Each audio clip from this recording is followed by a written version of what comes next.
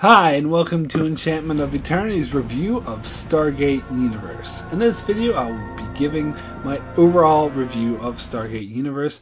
So now's the time I usually give my spoiler warning and tell you not to watch this video if you haven't seen all of Stargate Universe.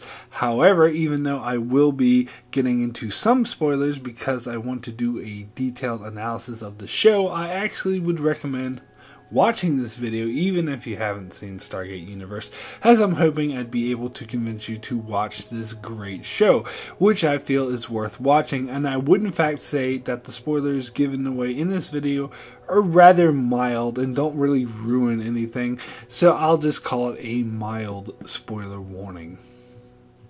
So, Stargate Universe is the second spin-off series of Stargate SG-1 that aired shortly after Stargate Atlantis was cancelled. So, when I talked about Stargate Atlantis, I mentioned that it was highly recommended to watch Stargate SG-1 first, as if you hadn't seen that show, you'd probably be very lost when dealing with Stargate Atlantis. However, that is totally not the case with Stargate Universe. Although the show makes a lot of reference to the lore and technology and characters established in those two previous Stargate series, it tries to present it in such a way that is introducing it to new viewers who know nothing about it, and does at the heart of it try to be its own thing. So Stargate Universe is about a group of military and civilians who are on an alien planet studying a unique Stargate capable of sending people to a distant part of the universe. Due to an unexpected attack where the planet explodes, they have to escape through the Stargate to an unknown distant location, and they find themselves on an ancient spaceship on the far reaches of the universe which has an unknown mission key to the meaning of existence. However, the group of people who end up on the ship called Destiny are not exactly cut out for a mission of this kind, which leads to a lot of conflict amongst the survivors, including many power struggles that ensue. So I gotta be honest, when I first heard about the premise of this show, I was not at all inspired, as at this stage I felt Stargate had already been going on for too long, as I saw Stargate SG-1 go far beyond its lifespan by bringing in completely new casts and storylines in its final 2 seasons that only kind of worked, and then Stargate Atlantis outlived its usefulness as it really went downhill in its final 2 seasons. And to be honest, this premise of Stargate Universe sounded remarkably similar to Stargate Atlantis, so I was really just expecting more of the same. But that was completely not the case. Part of the issue I had with Stargate Atlantis, and indeed the Stargate franchise as a whole, is that it had gone from being somewhat realistic on what was originally a story about the military having a portal that let them travel to other worlds, to a completely fantastical universe where the military had spaceships capable of traveling to other galaxies, and Earth had like ancient powerful aliens allies, and were fighting off this like severe intergalactic wars with these mega powerful bad guys who ran tyranny all over the entire galaxy. I mean, it was still enjoyable as a fantasy, because, you know, fantasy science fictions can be great too, just look at Star Wars. But it lost all sense of realism, and frankly, it was just getting more and more ridiculous and more silly as the series went on. Which is why I was completely amazed and taken aback by Stargate Universe, which had a very realistic feel. In my opinion, it was as if the showrunners could see exactly what I saw and took all the right steps to correct these issues, and I was truly amazed at how well they pulled this off. As much as I like Stargate Atlantis, it was simply another version of Stargate SG-1, where a team with sarcastic banner and characters who fit similar archetypes try to fight off a big bad guy bent on conquering the galaxy. So it was all, you know, basically the same thing. And had they created yet another carbon copy like that, it would have been an instant failure. They recognized that in order for the franchise to survive, it needed to go in a new direction, and I thought that this was incredibly well pulled off. However, that does lead me to the fact that although Stargate Universe did do all the right things, the show was a failure, at least ratings-wise. Not story-wise, not quality-wise, but in popularity. And a large part of this was due to the fact that since it was so incredibly different in tone compared to the previous two entries in the Stargate franchise, it alienated a lot of the Stargate fan base. And the fact that it bore the Stargate name alienated a lot of those unfamiliar with the franchise, and thus what was, in my opinion, one of the best shows ever to air on television got hit from both sides and got canceled well before its time. Now, I'm very hesitant to bring this up, the fan base's negative reaction to the show. In fact, I almost didn't even do this video at all, because hearing and reading some of these reactions, literally, it sends me into fits of rage and makes me so sad I want to cry for all of humanity. Look, everyone has their opinions and are entitled to set opinions, and what I'm about to say is something that I rarely say, and it goes against the respect people's opinions attitude I tend to have. But to say Stargate Universe is a better quality show than Stargate Atlantis and even Stargate SG-1 isn't an opinion, it's an objective fact. Now, that's not to say everyone who prefers to watch Stargate Atlantis over Stargate Universe is somehow wrong, because everyone has their own taste on what they prefer to watch. For example, some people may prefer to watch Paul Blart Mall Cop to The Shawshank Redemption. But by any objective measurement possible, it would say that The Shawshank Redemption is just a better quality movie. Now, I'm not saying Stargate Atlantis is as bad as Paul Blart Mall Cop. If you've seen my review of that show, you know I actually liked it, as I gave it a 7 out of 10. But I think in the same way you could say objectively that The Shawshank Redemption is a better quality movie than Paul Blart Mall Cop, you could say Stargate Universe is a better show than Stargate Atlantis. If you look at things like cinematography, editing, story writing, believability, and most importantly of all, characters, Stargate Universe, objectively speaking, has much higher quality levels. However, I do get the argument that some of these fanboys are making that Stargate Universe represented a drastic shift in tone, which isn't what they were used to nor wanted from a Stargate TV show, because I can relate in terms of the Star Trek reboots, which I hated because in tone it felt more like Star Wars than Star Trek. However, when I examine this comparison more closely, I note there are a few significant differences, as in why I hate the Star Trek reboots has a lot more to do than simply tone. It had to do with a massive drop in quality, as they were mainly CGI explosion fests with plots that were all over the place and characters that were flat and two-dimensional, whereas Stargate Universe saw an increase in quality in both plot and characters. In addition, the Star Trek reboots took a dump on the Star Trek legacy by directly countering the heart and core of what made Star Trek, whereas I felt Universe did nothing like that to the Stargate franchise. So I actually would say this comparison doesn't hold. In fact, I have to bring up this blog I read where this fanboy was angry because Stargate Universe, which he referred to as a piece of garbage, destroyed the Stargate franchise. And I'm going to have to say, other than his poor personal taste in TV shows, his statements are actually factually incorrect. The Stargate franchise was already in danger, as it was getting more and more ridiculous and repetitive and running out of steam, which is demonstrated by the fact that Stargate Atlantis was canceled.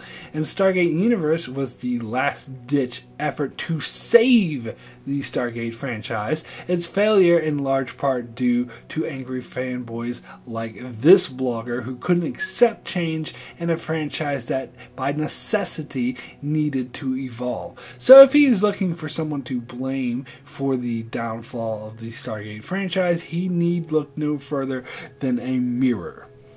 In addition, comparatively, I can't say that I really care that much that the Stargate franchise was destroyed. It was going downhill anyway. I'm much angrier that one of the best TV shows of all time was cut short because, it didn't finish the story it was telling because of whiny fanboys like him. But that's just my take on it. Anyway, that's all I'll say about this. As this show is so near to my heart, I don't really like getting into arguments over, about it because it just hurts my soul. But as far as Stargate Universe, one of the most common complaints against it is that it borrows too heavily, and some even accuse it of being a ripoff of Battlestar Galactica. And I also have to say that these people are totally incorrect. Stargate Universe isn't trying to be like Battlestar Galactica.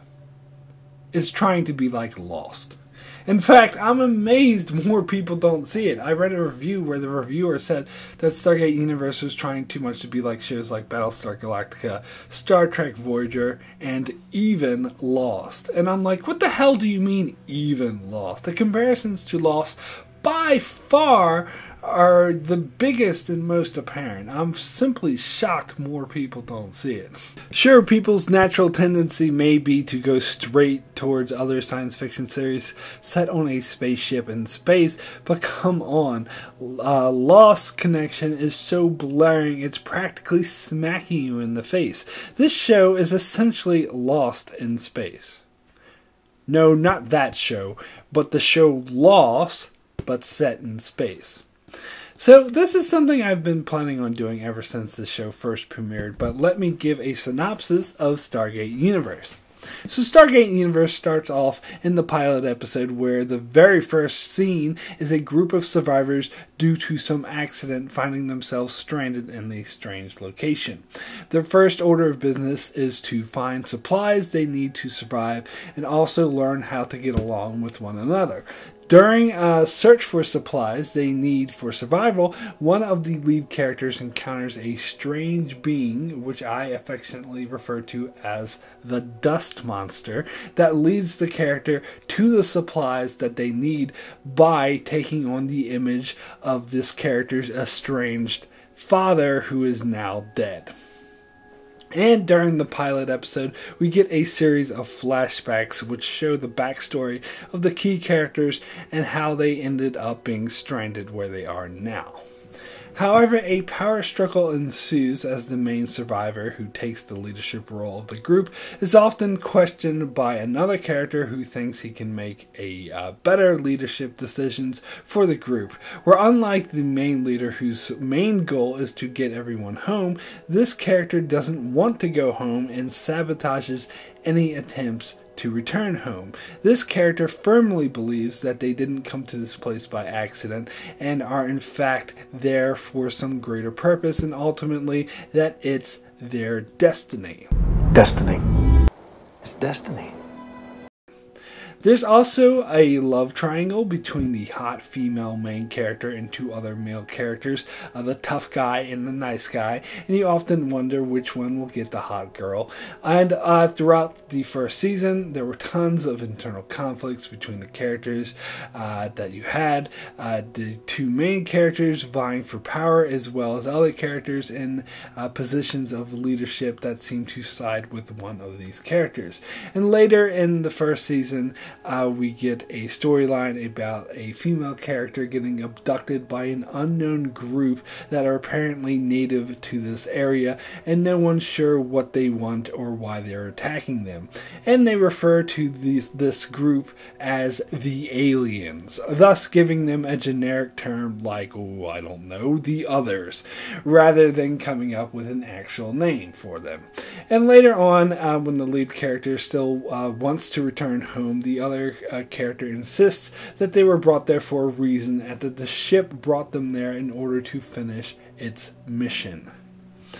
So you see the similarities between this show and Lost are absolutely blaring. However, to be fair to those who say it's more like Battlestar Galactica, at the end of the second season they introduced an artificial intelligence species that chases them around everywhere they go, trying to destroy them. But that only lasted for the last several episodes, and based on the plot, it does seem like had the show gotten a third season, they would have moved beyond that storyline. And as for Star Trek Voyager comparison goes, these are completely ridiculous, as Stargate Universe is virtually nothing like Star Trek Voyager. The only similarity is that both take place on a spaceship far away from home. That's it. In fact, I'd say Stargate Atlantis much more closely resembles Star Trek Voyager, particularly in its first season, so these particular comparisons are frankly fucking stupid. Now, it may seem like I just undercut my own argument that this show is amazing by describing it as a cheap ripoff of Lost with a touch of Battlestar Galactica, but that's not the case. As when I did my review of the film Star Wars The Force Awakens, I did a summary of a plot that simultaneously applied to both The Force Awakens and Star Wars A New Hope. Does that mean I hated The Force Awakens? No, absolutely not. In fact, I really liked that movie.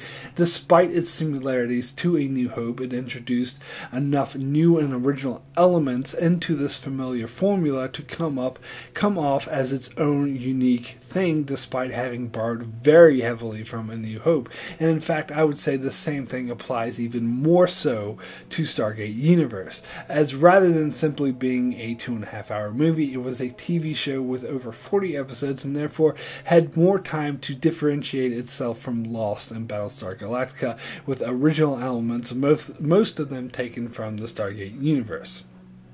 First and foremost among the original elements is the communication stones. So in the last 2 seasons of Stargate SG-1, they introduced these stones where there's a set of 2, and when you turned one on, when someone touched that stone, they swap bodies with the other person who touched the other stone in the pair, regardless of how far away they were.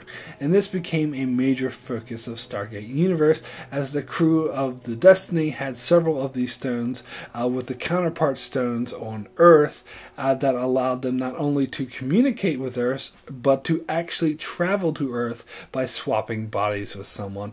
And that would also allow someone from Earth to come to Destiny, which led to the very unique main character of Colonel Telford, played by Lou Diamond Phillips, who in the first season was at odds with the commander on the Destiny crew, Colonel Young, and the two of them would often butt heads, which was interesting considering they would also often switch bodies. But then in season 2, that storyline got tiresome, so they had more of a cordial relationship. However, the communication stones were often used to great storytelling effect, including allowing them to say goodbye to their loved ones and families, despite the fact that they were trapped on the other side of the universe. And it would allow them to bring specialists from Earth as required for any given situation on board the ship to help out with their current crisis. So this just led to some really good storytelling. And the whole thing was totally unique from these other Lost type shows, which typically they have no contact with home whatsoever and are completely on their own. And although I joke about the similarities with Lost, the cast of characters is unique and in fact aren't as archetypal as those on Lost, and are a bit unique, and each of them are fleshed out in amazing ways. And although the pilot episode had flashbacks, the show did not use flashbacks as a regular feature to explore the characters' backstories. Instead, they were explored more through their current actions. Although we did get some creative uses of exploring some of these characters' backstories, such as Dr. Rush reliving the tragic death of his wife when he linked to the ship in an attempt to learn how to control it. And speaking of Dr. Rush, I can joke about him being like John Locke, and some people even compared him to Gaius Baltar, which frankly I think they're reaching. I really don't see that. I think he's much more like John Locke. Anyway, I can joke about that, but in the end, Dr. Rush is a unique character who's played absolutely brilliantly by the very talented actor Robert Carlyle, who was an amazing feature in this show. And unlike Lost, whom outside the main cast of characters, everyone else is just a faceless background character, we get a lot of minor supporting characters that start to become more prominent as the show goes on. And the same characters, regardless of how little they appear, remains consistent throughout the show's run rather than appearing and disappearing, such as in Lost when Nikki and Paulo just appeared out of nowhere in the 3rd season, where this couldn't happen in Stargate Universe because you're pretty familiar with all the crew, even the nameless background characters, and in the 2nd season even some of these nameless characters started getting more screen time, so that part of it was really impressive. And part of the reason it was so disappointing this show was canceled before its time is had it had the opportunity to actually surpass Lost in terms of quality, as Lost went off the deep end in its final 2 seasons, becoming convoluted and abandoning too many interesting unresolved storylines in favor of presenting new ones that were significantly less interesting. So it's possible, and dare I say it, likely, that Stargate Universe could have actually been much more satisfying in its conclusions than Lost was, had it been allowed to complete its run. In fact, whenever I think of a show that was canceled before its time, that has me most upset and sad, and that I desperately wish would return, this is the only show for me that's even worth mentioning. Yeah, it kind of sucked that Firefly was canceled during its 1st season, but it doesn't even come close to feeling the same way about that show as I do about this one, because this show was basically one long story arc and we never got to see it completed. It's kind of like someone stopped writing a book halfway through and you only got half a book. We never got to see what Destiny's true mission was and how it would be resolved. I was really angry at the Sci-Fi Channel, not just for canceling the show, but for doing so on such short notice, not allowing them time to finish the storyline. The least they could have done was to allow them to have a shortened season 3 to finish telling the story. Cutting them off midway like that was total bullshit. Although they did slightly change the finale to allow themselves an out. As in the finale, the crew goes into hypersleep for who knows how long, but one crew member has to stay out of hypersleep in order to look after the crew, and originally it was supposed to be a cliffhanger on who would be Colonel Young or Dr. Rush, but they ended up changing it to Eli once they knew it would be the final episode of the entire show. As Eli is the show's youngest character, so if the show ever were to return, the passage of time would show most on him. So they left themselves an out to explain why he aged so much.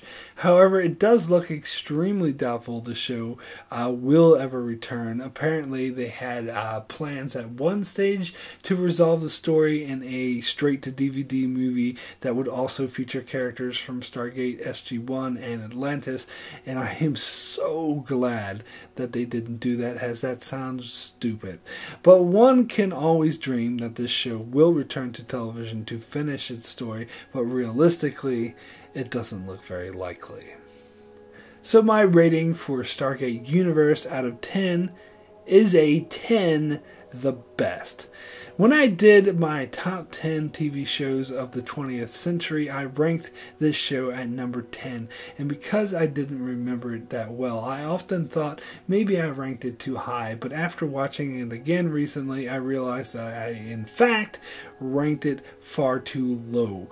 After seeing it now, and were I to rank it again, but only compared to the other shows that were in that video, I'm not including any of the newer shows that have started since then, like The Leftovers or Mr. Robot. I'd say that this show would come in at my number 4 best show of the 20th century, only behind Breaking Bad, Lost, and Game of Thrones.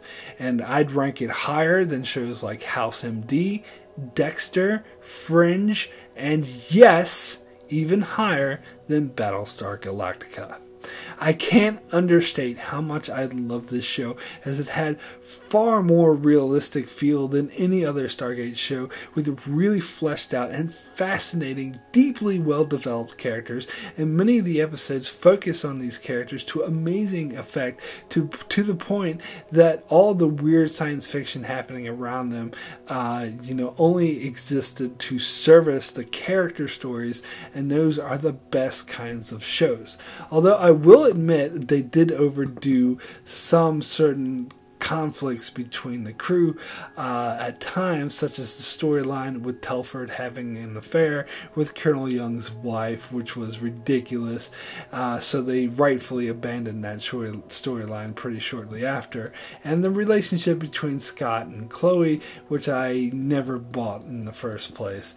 But it's fascinating characters like Eli, who are a rich and deeply interesting characters, and Eli in particular is someone who's really relatable, someone you could really get behind, and the show utilized these characters, as well as the more despicable character of Dr. Rush, who you could actually understand and relate to his motivations even when he did despicable things.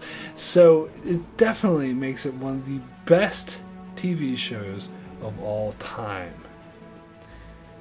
So that's it for my review of Stargate Universe. Be sure to check out my channel, as I do many more videos on shows like Game of Thrones, Star Trek, Mr. Robot, Dark Matter, and more. And I do plan on covering more retro reviews and episode top 10s for some of my favorite older shows in the future. So make sure to subscribe so you can keep up with all of that. And thanks a lot for watching.